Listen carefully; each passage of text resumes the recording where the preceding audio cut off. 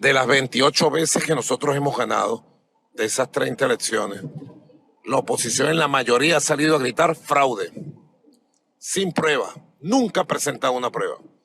Así que no nos sorprende para nada que, viéndose perdidos como están, la derecha envenenada de fascismo en Venezuela salga a gritar fraude y sus cómplices. Ina Finogénova, adelante. Vamos, Rocío. ¿Para qué me invitan? El análisis internacional de Ina Finogénova. Bueno, Venezuela está viviendo un nuevo Día de la Marmota y junto con Venezuela lo estamos viviendo todos aquellos que venimos siguiendo los procesos electorales venezolanos desde hace años, que por cierto han sido más de 30 en menos de 3 décadas, nunca viene mal recordarlo. Desde los años 2000 el guión se repite sin sufrir prácticamente alteraciones paso a paso. Primero se presenta el chavismo contra una fuerza opositora que se la pasa peleando entre ella la mayor parte del tiempo, pero que se une circunstancialmente para derrotar al régimen. Segundo, esa fuerza opositora unitaria, representada tradicionalmente por familias oligárquicas, arranca con el desconocimiento preventivo. Eso cuando participan de las elecciones, porque en 2018, por ejemplo, pasaron de ese proceso olímpicamente, inclinándose por una sucesión de intentonas golpistas. Pero sigamos, ¿qué es el desconocimiento preventivo? Alertar lo más alto que se pueda, desde mucho antes del día de la votación, de que cualquier resultado que no les favorezca a ellos va a ser fraudulento. Efectivamente. Tercero, ese estado de opinión, el de fraude electoral, siempre y cuando las elecciones no deriven en el quítate tú pa' ponerme yo, viene alentado por la inestimable ayuda de los medios de comunicación, tertulianos que ayer eran expertos en trincheras en Ucrania, anteayer en COVID-19 y hoy en la revolución bolivariana, como este señor que veis en pantalla, y bueno, también por la aplastante mayoría del establishment político internacional, porque Venezuela no es cualquier país, hablamos de las mayores reservas de petróleo probadas del mundo. Cuarto, cuando las autoridades electorales venezolanas anuncian la victoria del chavismo, se inaugura oficialmente el proceso de desconocimiento de los resultados. En este caso, ya no preventivo. Y ahora mismo estamos en ese punto del libreto. Lo vivimos ya en 2013 cuando ganó Nicolás Maduro y la respuesta de la oposición fueron las guarimbas. Lo vivimos en 2018 cuando la oposición no se presentó, como apuntaste ya, Ina, y lo estamos viviendo en estas horas cuando el Consejo Nacional Electoral anunció la victoria de Maduro con más de 5 millones de votos frente a los casi 4,5 millones de Edmundo González. Otra vez la misma canción. Otra vez, y lo que suceda a partir de ahora depende de varios factores, porque el siguiente paso de la oposición viene a ser el llamado a la calle y más calle, como siempre. Y todo ese calentamiento previo sirvió de abono para ello. Cuando Nicolás Maduro hablaba de la posibilidad de que en Venezuela caiga en un baño de sangre, según cuál fue el resultado de los comicios, medios de información y ciertos políticos, algunos de ellos de izquierdas, no desaprovecharon la oportunidad para indignarse frente a lo que interpretaron como una amenaza de guerra civil en caso de una derrota de Maduro. Permitidme dudar de que esos medios de información o esos líderes latinoamericanos desconocieran el historial de la oposición venezolana y sus protestas y, por tanto, no hayan logrado comprender que a lo que se refería Maduro era precisamente a una eventual repetición del escenario de las guarimbas de 2014, en el que al menos 44 venezolanos murieron y más de 800 resultaron heridos. Por eso arrancamos hablando del Día de la Marmota, porque sabíamos de antemano cómo se iban a desarrollar los hechos, que las elecciones se iban a utilizar para detonar una protesta. Ahora, la posibilidad de un escenario como el de la violencia callejera de 2014 o el de un gobierno paralelo de 2019 dependerá de lo envalentonadas que se sientan estas fuerzas opositoras. Adivinen de quién depende el grado de valentía a la 1, a las 2 y a las 3. En las próximas horas van a ser importantes los pronunciamientos de los observadores internacionales importantes que han estado en el terreno, la misión del Centro Carter, que anunció que daría su evaluación mañana, los informes de la misión de la ONU que solicitó Brasil, lo que diga el Brasil de Lula da Silva como una suerte de árbitro de la izquierda latinoamericana, lo que digan Gustavo Petro, Andrés Manuel López Obrador y obviamente lo que digan Estados Unidos. Estados Unidos ya se pronunció con cierta cautela. Primero, la vicepresidenta y candidata presidencial del Partido Demócrata, Kamala Harris, escribió en su cuenta en X algo mucho más tibio que Mauricio Macri o que Gabriel Boric. Decía Harris que Estados Unidos apoyaba al pueblo venezolano, que había que respetar su voluntad y que Estados Unidos continuaría trabajando por un futuro más democrático y próspero para el pueblo de Venezuela. Vaya. Y luego, en un aparente intento de esclarecer lo dicho por Harris, salió Anthony Blinken a decir que a Estados Unidos le preocupa que los resultados anunciados por el Consejo Nacional Electoral no reflejen la voluntad del pueblo venezolano y que la comunidad internacional responderá a la altura de las circunstancias. Vamos, que no hay apoyo a Maduro, pero tampoco están hablando de fraude ni de elecciones robadas, tal y como hemos visto que hacen ya algunos medios tertulianos e influencers. Ojo con estas reacciones porque esto tiene su importancia. Ojo con esas reacciones, unas reacciones que llegan unas semanas después de que Nicolás Maduro anunciara que había restablecido sus contactos con Estados Unidos tras un congelamiento temporal de los mismos. Dependerá lo que vaya a hacer o decir Estados Unidos de lo que hayan acordado en esas negociaciones. Muy probablemente hay que tener en cuenta que el momento geopolítico de hoy es muy diferente al de hace unos años. Washington necesita garantizarse el acceso a los recursos de Venezuela, país al que tiene al lado, y desde 2022, desde los primeros meses de la invasión de Ucrania, ha llegado a levantar algunas sanciones a la industria petrolera venezolana. Sin ir más lejos, la petrolera Chevron ya está operando allí. Van ahora a sumarse al esfuerzo de la oposición por descarrilar las elecciones cuando hay un diálogo establecido con Maduro y la oposición es prácticamente la misma que fracasó en todos y cada uno de los intentos golpistas. Lo vamos a ver. Lo que está claro es que María Corina Machado hará todo lo posible para lograrlo. La que va dando discursos mientras el candidato presidencial Edmundo González está al lado calladito y asintiendo, dijo inmediatamente después de conocerse los primeros datos sobre los resultados que González ganó con el 70% de los votos contra los supuestos 30% de Nicolás Maduro. Vamos a escucharlo. Edmundo González Urrutia obtuvo el 70% de los votos de esta elección y Nicolás Maduro el 30% de los votos. Esta es la verdad y es, mis queridos venezolanos, la elección presidencial con el mayor margen de victoria en la historia. Felicitaciones, Edmundo. Felicitaciones, Edmundo. Decía Josep Tarradellas que en política se puede hacer de todo menos el ridículo. Francamente, parece falso ese número, por más que diga María Corina Machado, que es la verdad. Si apuntas a una diferencia de 40 puntos nada menos, la tendrás que demostrar de alguna manera, como bien apuntaba esta noche nuestro columnista Bruno Sgarcini en X.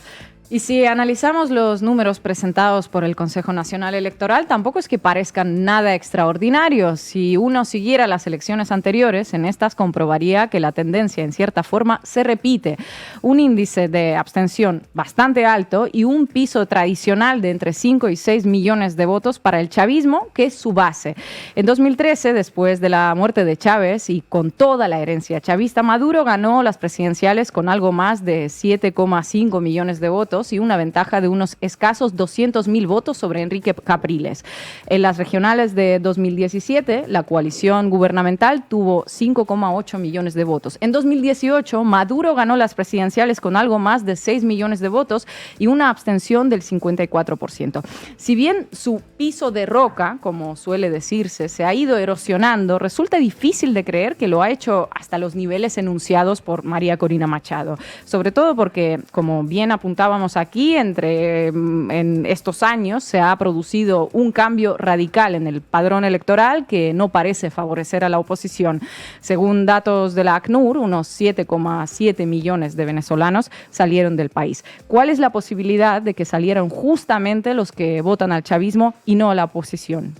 También para analizar estos resultados hay que tener en cuenta los cambios en materia económica y social de los últimos años, ¿verdad? Unos cambios que difícilmente lleven a la gente que se quedó en Venezuela durante todos estos años a castigar a Maduro con su voto. Bueno, la frase Venezuela se arregló se convirtió en una suerte de lugar común que presenta unos datos muy reales, aunque esconde unas realidades que a los progresistas no nos gustaría reconocer por lo general. ¿Cuáles son esos datos reales? Pues que la hiperinflación que definía el día a día del país hace tan solo unos años quedó lejos. La tasa mensual de inflación de Venezuela en marzo de 2024 se ubicó en 1,4%, la más baja en una década. En 2022, el banco suizo Credit Suisse proyectó un crecimiento de hasta el 20% del PIB. Para este año, 2024, el FMI le proyecta a Venezuela el mayor crecimiento de la región. Y paralelamente con esto, se experimenta una sensación de seguridad pública inédita para ese país en los últimos tiempos, también en cierta forma debido al fenómeno migratorio. Son todo datos que presentó Maduro en campaña y que están destinados a sumar votos más que a restar. Otra cuestión es cómo se han logrado esos índices económicos. Claro, se han logrado mediante un programa de liberalización económica y una dolarización de facto que básicamente erosiona los cimientos de un gobierno que dice ser de izquierdas. La investidura del presidente de Venezuela está prevista para el 10 de enero. ¿Qué cabe esperar que ocurra en este tiempo? Ahora la tendencia que parece coger fuerza es que se le va a solicitar a Venezuela, al Consejo Nacional Electoral, una auditoría mesa por mesa en un reclamo de mayor transparencia. Esto en principio, bueno, no es nada malo en principio, pero ya tenemos experiencias con las auditorías de los votos, como la de Bolivia de 2019, donde el ente encargado de revisar independientemente los resultados, la OEA, terminó avalando un golpe de Estado en toda regla, con víctimas mortales incluidas. Ese proceso se desarrollará paralelamente con un importante media fair que ya comenzó antes de las elecciones, una guerra psicológica en la que desde hace semanas ya estaba instalada la tesis de que la oposición no puede perder y Maduro no puede ganar. Elon Musk pidiendo el voto a favor de María Corina Machado, el mismo Elon Musk que le dijo a Evo Morales hace unos añitos que harían golpes donde les diera la gana. El expresidente argentino Mauricio Macri felicitando a Edmundo González antes de que salieran los resultados oficiales, o Gabriel Boric no creyéndose los resultados oficiales como no podía ser de otra manera. Y medios de información destacándolo en sus titulares. Vaya, como dijo Inega, el de los chicos del maíz, Gabriel Boric superando a Josep Borrell por la derecha. Ahora todo esto se multiplicará para seguir reforzando ese estado de opinión y verán igual las fotos del cierre de campaña del chavismo y toda una serie de datos innegables que acabamos de enumerar. La dirección de todo ese dispositivo obviamente no está en Venezuela, sino que dependerá de organismos estadounidenses, del Comando Sur, de los medios afines y de los gigantes tecnológicos que regulan los algoritmos y deciden qué tipo de información mostrar u ocultar.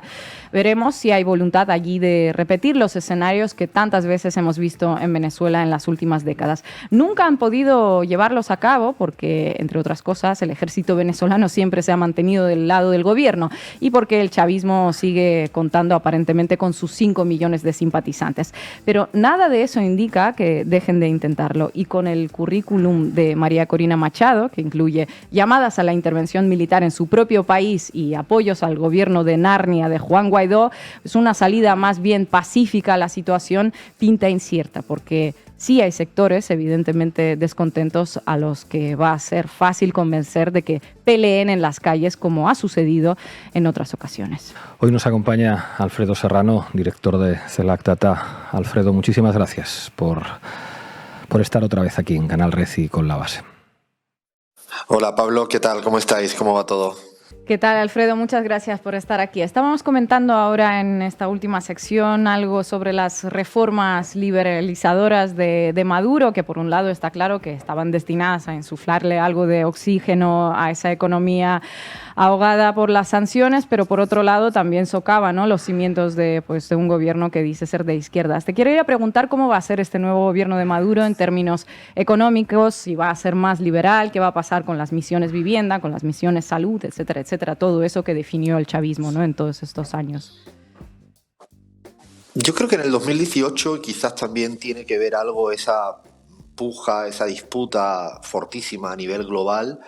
También estaba en discusión cuál era el modelo económico de la revolución bolivariana hacia adelante. Yo creo que estaba en ese momento, había una discusión en todos los planos, en los sectores estratégicos, dónde poner mayor énfasis, cuál es el proceso de acumulación, de redistribución.